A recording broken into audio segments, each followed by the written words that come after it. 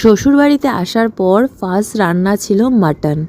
আর সবাই খেয়ে আমাকে বলেছিল দারুণ রান্না করেছো পূজা, সত্যি পুরো হোটেলের মতো হয়েছে। স্পেশালি আমার দেওর বলেছিল।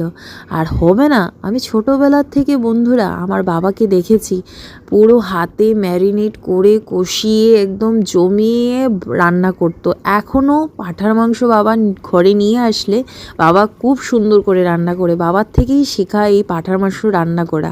আর দেখো আজকে বর নিয়ে এসছে এই চর্বিযুক্ত খাসির মাংস। আমি সাইডে রেখেছিলাম চর্বিগুলো লাস্টে দেওয়ার জন্য। যেই কষানো স্টার্ট করেছি বর চলে এসছে গরম ভাত দিয়ে, কষা কষা মাংস খাবে, ওর খুব ফেভারিট।